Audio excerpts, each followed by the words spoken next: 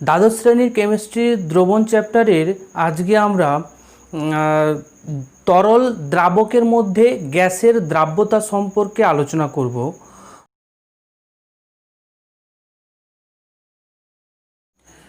যখন আমরা তরলের উপর দিয়ে গ্যাসকে যদি আমরা চালনা করি, সেই ক্ষেত্রে কি হয়, কিছু পরিমাণ গ্যাস কিন্তু তরলে দ্রবীভূত হতে থাকে, ফলে একটা দ্রবণের সৃষ্টি করবে। সেই দ্রবণকে আমরা তরলে গ্যাসের দ্রবণ বলবো। ঠিক আছে, তো একটা কন্টেনার মধ্যে যদি আমরা গ্যাসকে নিয়ে নিই, একটা কন্টেনার নিলাম, তার মধ্যে আমরা কি তরল আর গ্যাসকে নিলাম। এখানে কি থাকলো, তরল, যেখানে তরল দ্রাবক হিসেবে কাজ করছে। কেমন, এখানে তরলটা কিন্তু দ্রাবক হিসেবে কাজ করছে। আর এর মধ্যে দেখো, এটা খোলা মুখ কিন্তু কন্টেনার, ফলে এখানে যদি আমরা গ্যাসের অণুগুলো নিই, কি হবে, গ্যাসের অণুগুলো বেরিয়ে যাওয়ার প্রবণতা থাকে। অর্থাৎ খোলা মুখ অবস্থায় গ্যাস তো থাকবে না, গ্যাসের কি অনেকটা হালকা হয় বাইর থেকে, ফলে এই গ্যাসটা কি হবে, বাইরে বেরিয়ে গিয়ে শূন্যে চলে যাবে। ফলে কি করতে হবে, আমাদের এই কন্টেনারটাকে আমাদের খোলা মুখ নিলে হবে না, এখানে একটা পিস্টন লাগিয়ে দিতে হবে, যা ফ্রিকশনহীনভাবে ওঠানামা করতে পারে প্রযুক্ত চাপ দিলে। ঠিক আছে, পিস্টন বা ঢাকনা নিলাম, যা চাপ দিলে কিন্তু ওঠানামা যেন করতে পারে। ঠিক আছে, এই অবস্থায় গ্যাসের অণুগুলো নিয়ে নিলাম। ফলে দেখো, গ্যাস যতক্ষণ পর্যন্ত এই অবস্থায় আছে, সেই গ্যাসটা কি হবে, গ্যাসের অণুগুলো তরলে দ্রবীভূত হওয়ার জন্য চেষ্টা করবে, তরলের পৃষ্ঠে আঘাত করবে, ফলে তরলে অণুগুলো দ্রবীভূত হয়। অর্থাৎ দ্রাব্যর অণুগুলো দ্রাবকের মধ্যে দ্রবীভূত হতে থাকে। এটা কি, এটা আমরা নিয়েছি গ্যাস, যেটা হচ্ছে দ্রাব্য। তাহলে দ্রাব্য অণুগুলো কি হবে, তরল দ্রাবকের মধ্যে দ্রবীভূত হবে। ফলে প্রথম দিকে দেখো, যে তরলের মধ্যে বা এই যে দ্রবণ যে সৃষ্টি হচ্ছে, দ্রবণের গাঢ়ত্ব কিন্তু প্রথম দিকে বৃদ্ধি পাবে। তাহলে প্রথম দিকে কি হয়, প্রথমে দ্রবণের গাঢ়ত্ব বৃদ্ধি পায়,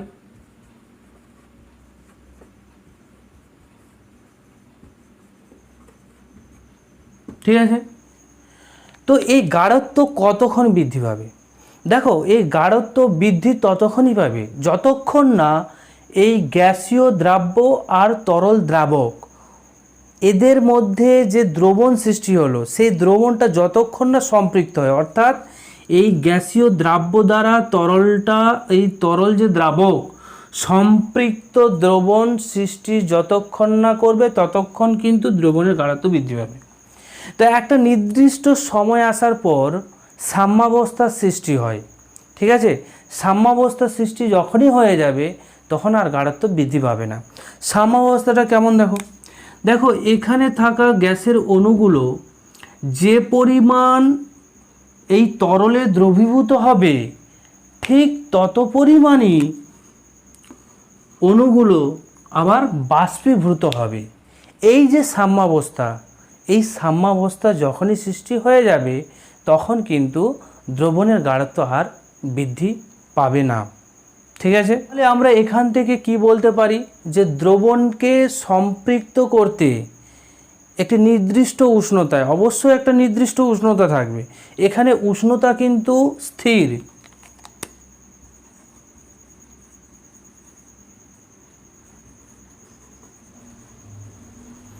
তাহলে উষ্ণতা স্থির, নির্দিষ্ট উষ্ণতাতে ওই দ্রবণের সম্পৃক্ত করতে যে পরিমাণ গ্যাসীয় দ্রাব্য প্রয়োজন হচ্ছে, সেই পরিমাণ গ্যাসীয় যে উপাদান, সেটাকে আমরা বলবো ওই তরলের মধ্যে, অর্থাৎ তরল দ্রাবকের মধ্যে ওই গ্যাসের দ্রাব্যতা। বোঝা গেল? তাহলে সংজ্ঞাটা আমরা দেখি।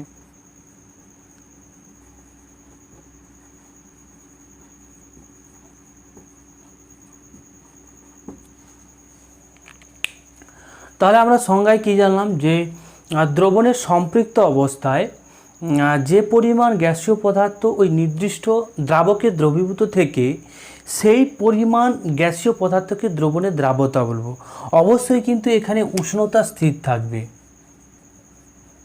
উষ্ণতা স্থির হয়, ঠিক আছে। উষ্ণতা কিন্তু চেঞ্জ হলে এই দ্রাব্যতার পরিমাণ কিন্তু চেঞ্জ হতে পারে, সেটা আমরা পরে দেখছি যে উষ্ণতার উপর দ্রাব্যতা, তরলের যে মধ্যে গ্যাসের যে দ্রাব্যতা কিভাবে নির্ভর করবে তা আমরা দেখব, ঠিক আছে। এই হলো তাহলে কি দ্রাব্যতার ধারণা। তো গ্যাসের দ্রাব্যতাকে আমরা মোল ভগ্নাংশ দ্বারা প্রকাশ করব। গ্যাসের দ্রাব্যতাটাকে আমরা কি দ্বারা প্রকাশ করব?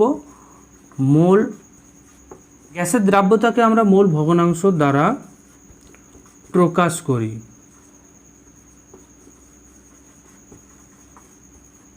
ঠিক আছে, এবারে আমরা দেখব যে এই তরলের মধ্যে গ্যাসের যে দ্রাব্যতা কোন কোন বিষয়ের ওপর নির্ভর করে, অর্থাৎ কোন বিষয়ের ওপর বৃদ্ধি পাবে, কোন বিষয়ের ওপর হ্রাস পাবে, সেই জিনিসটা আমরা দেখে নিই। নির্ভরশীল বিষয়গুলোর মধ্যে প্রথমে আসছে দ্রাবক ও দ্রাব্য, অর্থাৎ তরল ও গ্যাসের যে প্রকৃতি তার উপর কিন্তু একটা বড় নির্ভরশীলতা আছে দ্রাব্যতার। তো প্রথমে দেখো, যে সমস্ত গ্যাসগুলো সহজেই তরলে পরিণত করা যায় না তাদের ক্ষেত্রে দ্রাব্যতা কি হয়?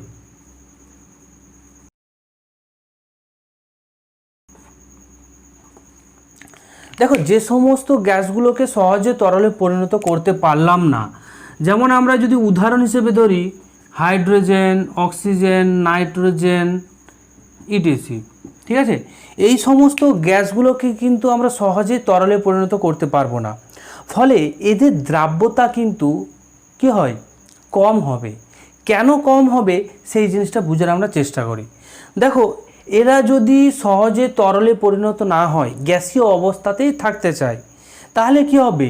এই তরলের মধ্যে যে দ্রবীভূত হওয়ার যে প্রবণতা সেটা কম হয়। কেন কম হয়? দেখো, এই সমস্ত গ্যাসগুলো, অর্থাৎ এই যে দ্রাব্য অণুর, এইখানে থাকা যে দ্রাব্য অণু, তাদের পরস্পরের মধ্যে কি আন্তরাণবিক যে আকর্ষণ বল সেটা তো কম, যার জন্য এদের তরলে পরিণত করতে পারছি না। প্লাস এই যে দ্রাব্য অণু দ্রাবক অণুর সাথে যে একটা আকর্ষণ বল কাজ করতে হয়, যার ফলেই কিন্তু ওই গ্যাসীয় অণুগুলো এই দ্রাবক অণু বা তরলের সাথে আকর্ষণ বন্ধনের দ্বারা দ্রবীভূত হবে। কিন্তু সেই আকর্ষণ বলটাই যদি দুর্বল হয়, সেই ক্ষেত্রে কি হবে? দ্রাব্যতা কম হবে ওই গ্যাসের ক্ষেত্রে। তাহলে এখানে কি হবে? দ্রাব্যতা কম হয়। ঠিক আছে, এই পয়েন্টটা বোঝা গেল, প্রথম পয়েন্ট। এবারে দেখো দ্বিতীয় পয়েন্টটা দেখো, যেসব গ্যাসগুলোকে সহজেই তরলে পরিণত করতে পারবো তাদের ক্ষেত্রে কিন্তু দ্রাব্যতা বেশি হয়। কেন হয় সেটা আমরা দেখি। দেখো,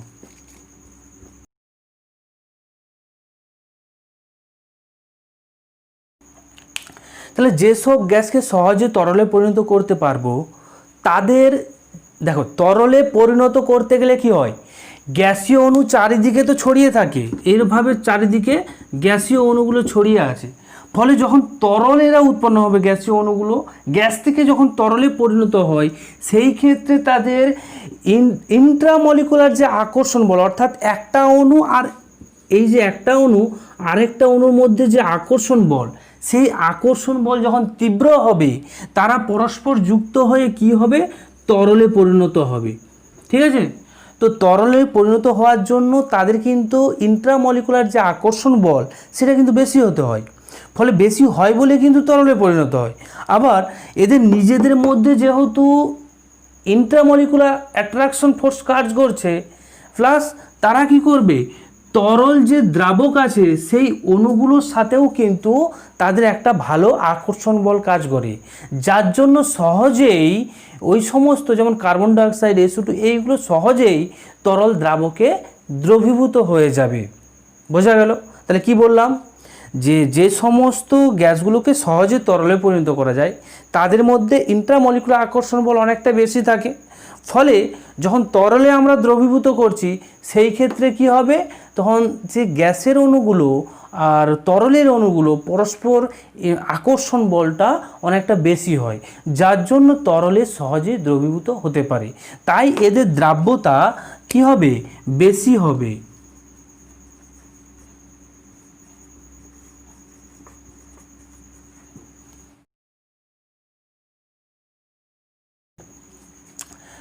দেখো, যে সমস্ত গ্যাসীয় পদার্থগুলো তরল দ্রাবকে আসা মাত্রই তারা কিন্তু আয়নে ভেঙে যায়। ফলে যেমন HCl যদি আমরা ধরি, HCl এটাকে যদি আমরা ওই তরলে দ্রবীভূত করি সেই ক্ষেত্রে কি হয়, তরলটা যদি আমরা অ্যাকোয়াস নিই সেই ক্ষেত্রে H+ আর Cl- অ্যাকোয়াস উৎপন্ন হয়, অর্থাৎ এরা আয়নে বিয়োজিত হয়ে যাবে। দেখো, আয়নে যখনই বিয়োজিত হয়ে গেল, ফলে এই আয়নটা কি করবে, ওই তরলের মধ্যে কি হয়, আয়নিত হয়ে তরলের অণুর সাথে একটা অ্যাট্রাকশন ফোর্সের দ্বারা তারা পরস্পর আবদ্ধ থাকে। ফলে এদের দ্রাব্যতা কিন্তু ওই তরলের মধ্যে অনেকটা বেশি হয় অন্যান্যগুলোর থেকে। তরল ও গ্যাসের প্রকৃতির উপর কিভাবে নির্ভর করে সেটা আমরা দেখলাম। যে সমস্ত গ্যাসকে সহজে আমরা তরলে পরিণত করতে পারবো না তাদের দ্রাব্যতাটা কম হয়, আর যারা সহজে তরলে পরিণত হয় তাদের দ্রাব্যতা বেশি হবে। আবার যদি গ্যাসীয় উপাদানটি তরলের মধ্যে আয়নিত হয়ে যায় সেই ক্ষেত্রে দ্রাব্যতা অনেকটাই বেশি হয়। ঠিক আছে, এবারে উষ্ণতার উপর কিভাবে নির্ভর করে সেটা আমরা দেখি। যে দ্রাব্য গ্যাস, এরা সম্পৃক্ত দ্রবণ তৈরি করলো, তো গ্যাস যখন তরলের মধ্যে দ্রবীভূত হচ্ছে সেই ক্ষেত্রে বিক্রিয়ার যে এনথালপি সলিউশন সেটা কিন্তু <0 হয়, অর্থাৎ এক্সোথার্মিক রিঅ্যাকশন বা তাপদায়ী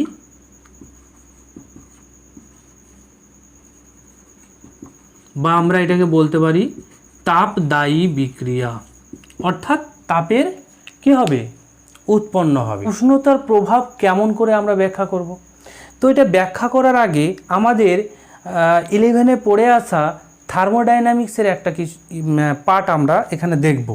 কি দেখব, দেখো, কোনো একটা স্বতঃস্ফূর্ত বিক্রিয়ার ক্ষেত্রে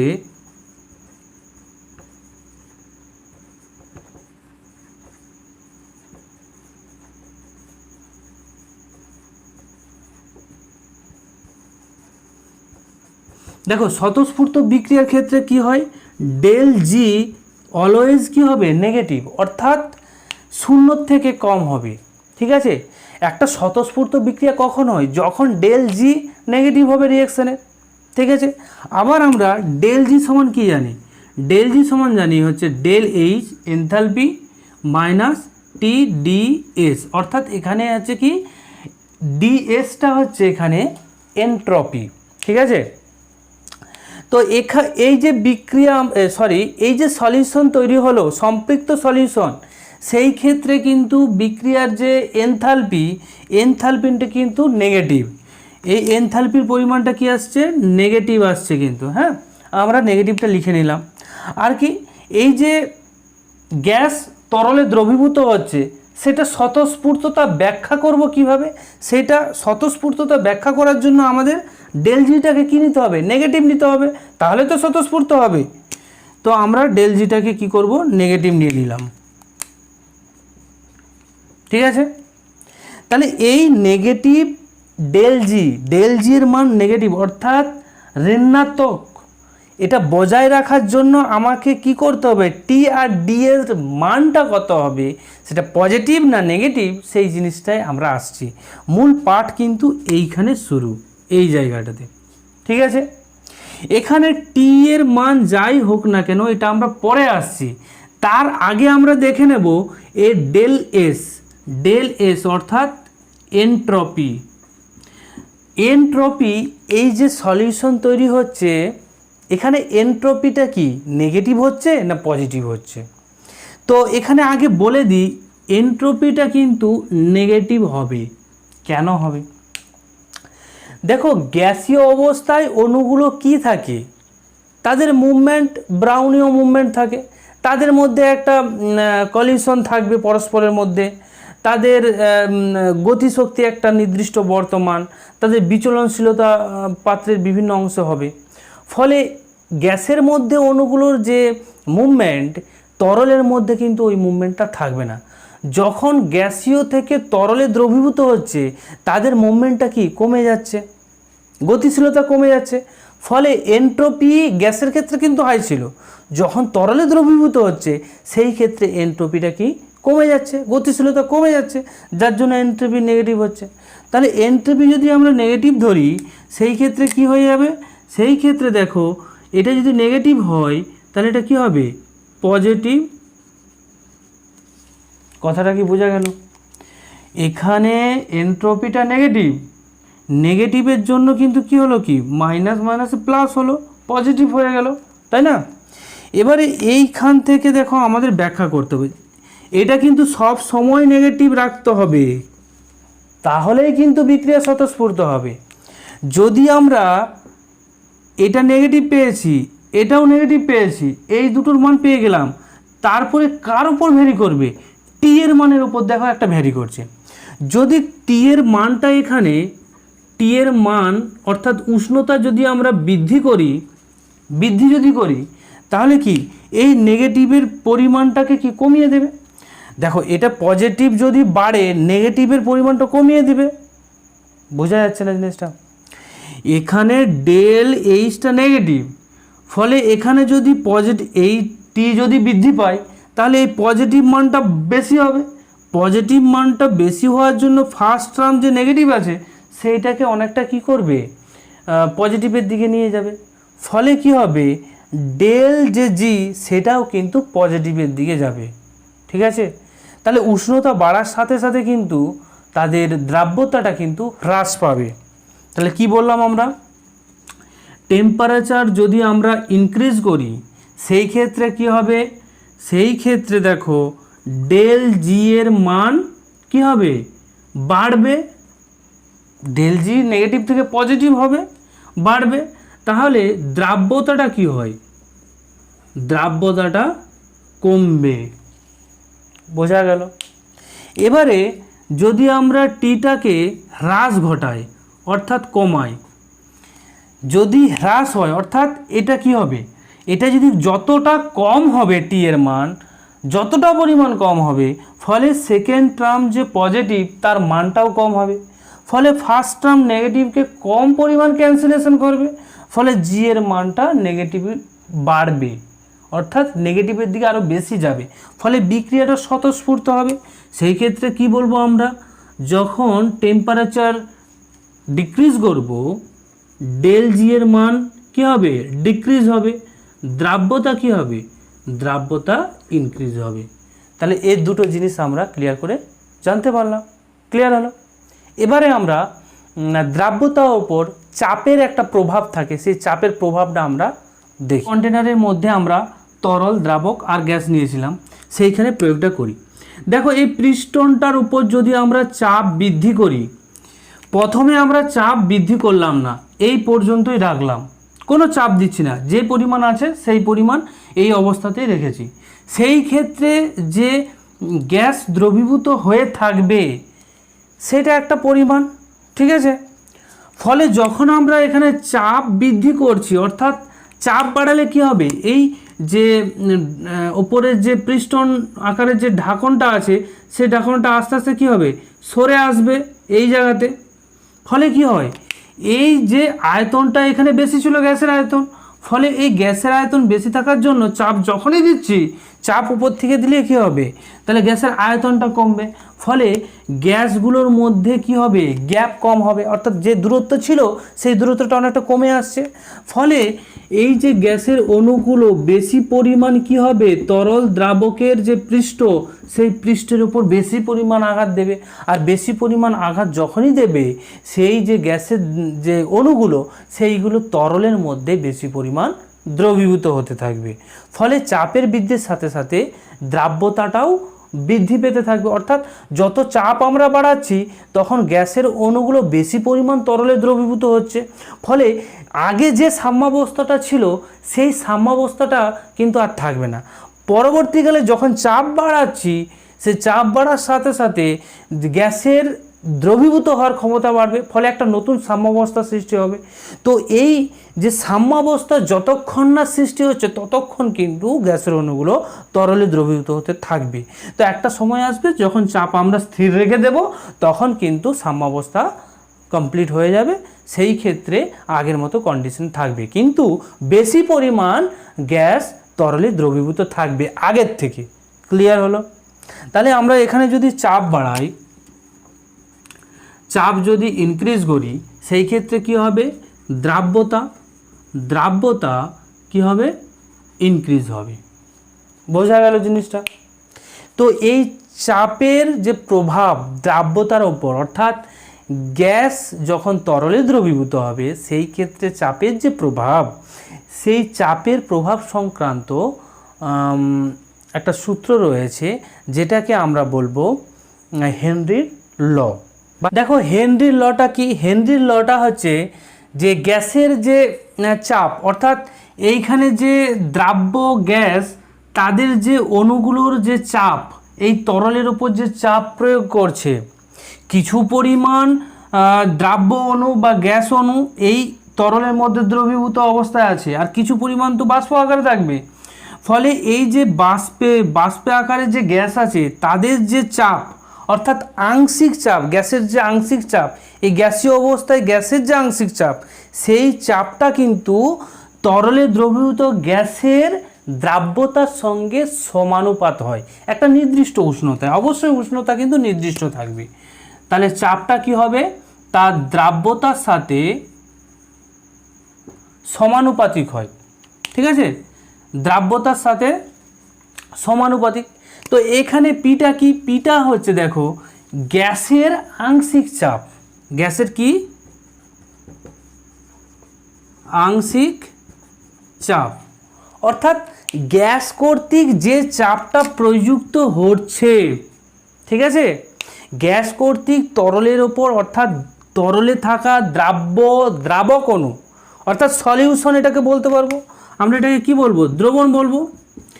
তো গ্যাস কর্তৃক যে পরিমাণ চাপ দ্রবণের ওপর দেয়, সেই আংশিক চাপটা হবে ওই যে গ্যাস অণু দ্রবীভূত হয়েছে তরল দ্রাবকে, তার দ্রাব্যতার সঙ্গে প্রপোর্শনাল। অবশ্যই উষ্ণতা নির্দিষ্ট থাকবে। তাহলে এখানে দ্রাব্যতা বলতে কোন জিনিসটাকে বলছি? দ্রাব্যতা বলতে গ্যাসের যে দ্রাব্যতার কথা আমরা বলছি। কার? গ্যাসের দ্রাব্যতা, বা আমরা গ্যাসের দ্রাব্যতাকে কি দ্বারা প্রকাশ করেছিলাম? মোল সংখ্যা দ্বারা, মোল ভগ্নাংশ দ্বারা। তাহলে সেই মোল ভগ্নাংশ আমরা বলতে পারি। কার মোল ভগ্নাংশ? গ্যাসের মোল ভগ্নাংশ, অর্থাৎ পি প্রপোর্শনাল এক্স। এক্স যদি ওই দেখো এখানে গ্যাসের মোল ভগ্নাংশ, এখানে গ্যাসের মোল ভগ্নাংশ বলতে কোন গ্যাসের কথা, অণুর কথা বলা আছে? এখানে দেখো এই যে গ্যাসের অণুর কথা কিন্তু বলা হয়নি। এখানে যে পরিমাণ গ্যাসের অণু তরলে দ্রবীভূত আছে, ওই তরলে দ্রবীভূত গ্যাসের যে অণু, তার মোল ভগ্নাংশের সঙ্গে কিন্তু সমান। এটা মাথায় রাখার কথা কিন্তু। হ্যাঁ, যে মোল ভগ্নাংশটা কার? তরল বা দ্রবণে থাকা গ্যাসের অণুর মোল ভগ্নাংশ। ক্লিয়ার হলো? তাহলে এটা কি? এইটা হবে আমাদের দ্রবণে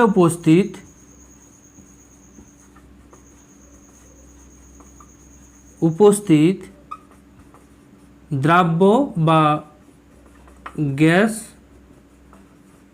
অণুর মোল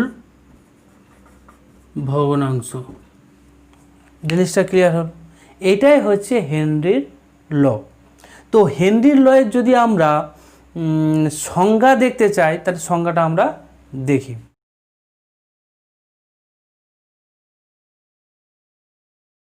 তাহলে সংজ্ঞাটা আমরা একটু দেখে নিই। দেখো সংজ্ঞাটাও তো লাগবে, তাই দেখে নিই। কোনো নির্দিষ্ট উষ্ণতায় গ্যাসীয় অবস্থায় গ্যাসের কিন্তু আংশিক চাপ, যেটা আমরা পি ধরেছিলাম, গ্যাসের আংশিক চাপ যেটা পি ধরেছি, তা কিন্তু ওই দ্রবণে উপস্থিত, এই জায়গাটা আন্ডারলাইন করা উচিত।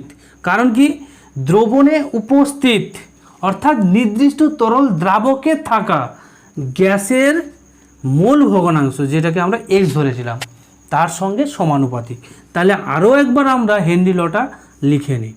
ঠিক আছে, এইটা হবে হেনরি ল। ক্লিয়ার? এবারে দেখো, হেনরি ল থেকে এই যে প্রপোর্শনাল হয়ে রয়ে গেছে, এটাকে প্রপোর্শনালটাকে আমরা উঠিয়ে যদি ইকুয়াল করতে চাই, সেই ক্ষেত্রে কি হয়? সেই ক্ষেত্রে আমরা কি করব, একটা কনস্ট্যান্ট নেব, একটা কে এইচ কনস্ট্যান্ট নিলাম, যেটাকে আমরা কি বলবো, হেনরি কনস্ট্যান্ট।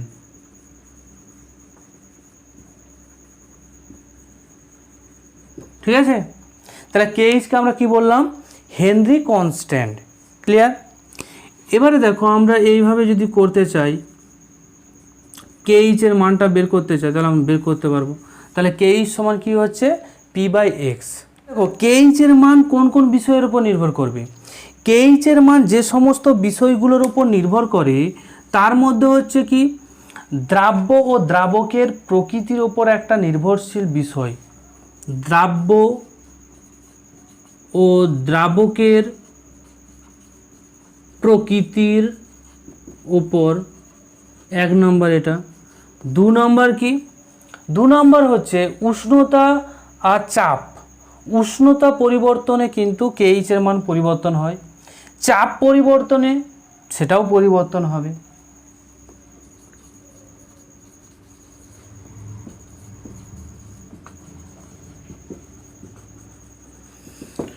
ঠিক আছে, এখানে কি, সমানুপাতিক একটা ধ্রুবক।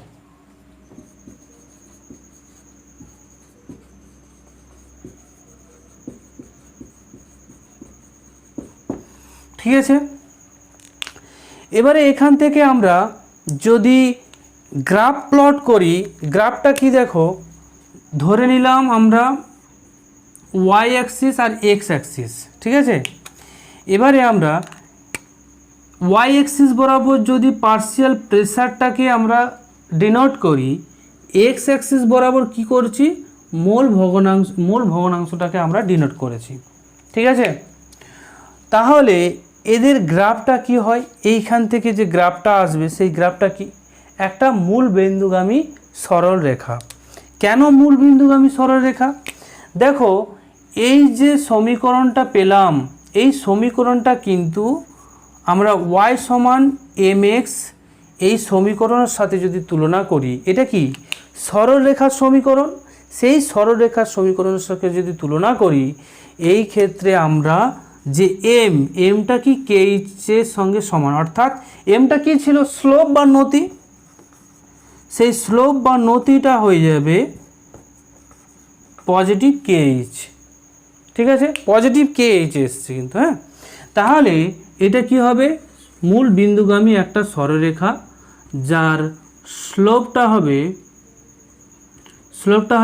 K H, positive K H. Clear হলো? তাহলে মূল বিন্দুগামী একটা সরলরেখা পাবো। ক্লিয়ার? হেনরি কনস্ট্যান্টের এককটা কি হবে? দেখো, আমরা হেনরি যে ল পেলাম, সেখান থেকে আমরা কি পেলাম, পি পার্শিয়াল যে pressure P equals two K H মোল ফ্র্যাকশন। ঠিক আছে, মোল ভগ্নাংশ। তাহলে এখান থেকে দেখো, আমরা যদি এইটা করতে পারি, দেখো মোল ভগ্নাংশ যেটা, তার কিন্তু কোনো একক হয় না। ঠিক আছে, এটা একক বিহীন রাশি।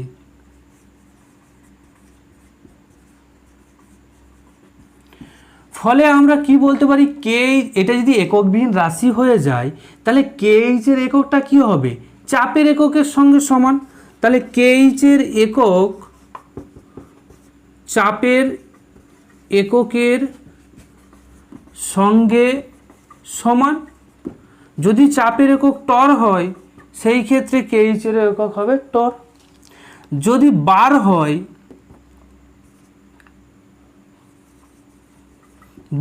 সেই ক্ষেত্রে কে এইচের একক হবে বার। যদি এটিএম হয়, সেই ক্ষেত্রেও কে এইচের একক হবে এটিএম। ক্লিয়ার? এবারে দেখো, কে এইচের যে একক তা কিন্তু পরিবর্তন হবে। এই যে মোল ভগ্নাংশ বা মোল ফ্র্যাকশন, এটা ইউনিট এদের নেই, যার জন্য চাপের এককের সঙ্গে সমান। যদি আমরা এই মোল ভগ্নাংশের পরিবর্তে যদি এটাকে আমরা মোলার গাঢ়ত্ব দ্বারা প্রকাশ করি, গাঢ়ত্ব যদি প্রকাশ করি, সেই ক্ষেত্রে কিন্তু কেএইচের একক কিন্তু একটা পরিবর্তন দেখা দেয়। কি পরিবর্তন দেখা দেয়? তখন একক হয়ে যাবে মোল লিটার ইনভার্স এটি। ঠিক আছে, এর বৈশিষ্ট্যগুলো দেখো। গ্যাসের প্রকৃতির ওপর নির্ভর করবে। আর কি করবে? দ্রাবকের যে প্রকৃতি, সেই দ্রাবকের প্রকৃতির উপর নির্ভর করে। উষ্ণতার উপর কিন্তু হেনরি কনস্ট্যান্ট প্রপোর্শনাল। কীরকম প্রপোর্শনাল? হেনরি কনস্ট্যান্ট কিন্তু উষ্ণতার সঙ্গে একদম ডাইরেক্টলি প্রপোর্শনাল হবে। ঠিক আছে, উষ্ণতা বৃদ্ধি হলে হেনরি কনস্ট্যান্টের মান বৃদ্ধি পাবে, উষ্ণতা হ্রাস পালে হেনরি কনস্ট্যান্টের মান হ্রাস পাবে। এবারে যে ধরে নিলাম একটা স্থির উষ্ণতা আছে, ঠিক আছে, স্থির উষ্ণতায় দুটো গ্যাস আছে। দুটো গ্যাসের ক্ষেত্রেই একটা এ গ্যাস একটা বি গ্যাস, ঠিক আছে, এদের ক্ষেত্রে পার্শিয়াল প্রেসার দুটারই একই। ঠিক আছে, এবারে এদের হেনরি কনস্ট্যান্ট এটা ধরে নিলাম এ, আর এর হেনরি কনস্ট্যান্টটা হয়ে যাচ্ছে বি। ঠিক আছে, এখানে এ গ্রেটার দেন বি, এই কন্ডিশনটা দেওয়া আছে। ঠিক আছে, তো এই ক্ষেত্রে তাদের দ্রাব্যতা, কার দ্রাব্যতা বেশি হবে? একটা গ্যাস দেওয়া আছে এ, আরেকটা গ্যাস দেওয়া আছে বি, একটা নির্দিষ্ট দ্রাবক। সেই দ্রাবকটা কি? দ্রাবকটা ধরে নিলাম আমি জল। জলের ক্ষেত্রে বলছি, জলে দ্রবীভূত হবে এ আর বি, ইন্ডিভিজুয়াল আলাদা আলাদা করে। তো কার দ্রাব্যতা বেশি হবে? এই কোশ্চেনটা যদি দিয়ে দেয়, কীভাবে করবে? দেখো, এখানে পার্শিয়াল যে প্রেসার, দুটার ক্ষেত্রে পার্শিয়াল প্রেসার কিন্তু সেম, পি ধরেছি, দেওয়া আছে। আর কেএইচের মান কিন্তু এই এর ক্ষেত্রে বেশি বি এর থেকে, এই জন্য এ গ্রেটার দেন বি বলেছি। ঠিক আছে, তো এখানে দেখো আমরা যে হেনরির যে ল, সেই ল থেকে কি পাই? P equals to K H X. এখানে এক্সটা হচ্ছে মোল ভগ্নাংশ বা মোল ফ্র্যাকশন, যেটাকে আমরা গ্যাসের দ্রাব্যতা বলি ওই দ্রবণের মধ্যে। ওকে, তো এইখান থেকে যদি আমরা পি কনস্ট্যান্ট করে দিই, এই পিটাকে কনস্ট্যান্ট, এর কোনো পরিবর্তন নেই, দুই ক্ষেত্রে সমান। তাহলে পি যদি কনস্ট্যান্ট হয়, সেই ক্ষেত্রে কি হবে? সেই ক্ষেত্রে দেখো এই সমীকরণ থেকে আমরা কি পাই? K H proportional 1/kh proportional X. অর্থাৎ আমরা বলতে পারি যে কেএইচটা কি হবে? Inversely proportional. কেএইচ উল্টে যদি লিখি, ইনভার্সলি প্রপোর্শনাল সলিবিলিটি অর্থাৎ মোল ফ্র্যাকশন। তাহলে কি কেএইচের মান যার বেশি হচ্ছে, তার দ্রাব্যতা কি হবে? কম হবে। দ্রাব্যতা কম, মোল ফ্র্যাকশনটা কমে যাচ্ছে তো, তাই না? আর যার হচ্ছে কেএইচের মান কম, সেই ক্ষেত্রে দ্রাব্যতা বেশি। এটা যদি কেএইচের মানটা কি দেওয়া আছে? বেশি, যার, তার ক্ষেত্রে এক্সটা কি? কম। আর যার ক্ষেত্রে কেএইচের মান কম, সেই ক্ষেত্রে কি হবে? এক্সের মান বেশি হবে। সেই জিনিসটাই লিখলাম। জিনিসটা বোঝা গেল? তাহলে কেএইচ অর্থাৎ হেনরি কনস্ট্যান্টের যে বৈশিষ্ট্য, সেগুলো আমরা বুঝতে পারলাম। এবার একটা মোস্ট ইম্পর্ট্যান্ট পয়েন্ট আমরা নিয়ে আলোচনা করব, হেনরির যে ল, তার প্রযোজ্যতা কোন কোন ক্ষেত্রে প্রযোজ্য হবে, সেইগুলো আমরা দেখি। হেনরির সূত্রের প্রযোজ্যতাগুলো দেখো। গ্যাসটি যদি বা গ্যাসের অণুটি যদি তরলের যে অণুর সাথে অর্থাৎ দ্রাবক অণুর সাথে যদি পরস্পর বিক্রিয়া করে, সেই ক্ষেত্রে কিন্তু আমরা হেনরির সূত্র প্রযোজ্য করতে পারবো না। এক। দুই, কি যে গ্যাস, সেই গ্যাসটা যদি আমরা নিলাম, সেই গ্যাসটা যদি অধিক পরিমাণ তরলে দ্রবীভূত হয়, সেই ক্ষেত্রেও কিন্তু আমরা হেনরির সূত্র প্রযোজ্য করতে পারবো না। যেমন দেখো, যদি আমরা অ্যামোনিয়া ধরি জলের মধ্যে, তাহলে অ্যামোনিয়া গ্যাসের দ্রাব্যতা জলের মধ্যে খুঁজব। হেনরির সূত্র কিন্তু এখানে প্রযোজ্য হবে না, কারণ অ্যামোনিয়া অধিক পরিমাণ জলে দ্রবীভূত হয়, সেই ক্ষেত্রেও হবে না। খুব বেশি উষ্ণতা বা খুব বেশি চাপ, এটাও কিন্তু প্রযোজ্য নয়। ঠিক আছে? আর কি, দ্রবণে থাকা যে গ্যাস পরস্পর সংযোজিত, অর্থাৎ পরস্পর যুক্ত হতে পারবে না বা বিয়োজিত হতে পারবে না, এই কন্ডিশনগুলো যদি মেনে চলে, সেই ক্ষেত্রেই কিন্তু ওই গ্যাস আর তরলের মধ্যে দ্রাব্যতার যে সম্পর্ক, হেনরির সূত্র, সেই সূত্র প্রযোজ্য হবে। এই যে চারটা কন্ডিশন, এই চারটা কন্ডিশন যদি না ঘটে, বোঝা গেল? এই ছিল আজকে আমাদের ক্লাস। যদি ভালো লেগে থাকে পড়া, অবশ্যই তোমরা লাইক করবে আর বন্ধুদের মধ্যে শেয়ার করবে, যাতে সবাই উপকৃত হয়। কেমন?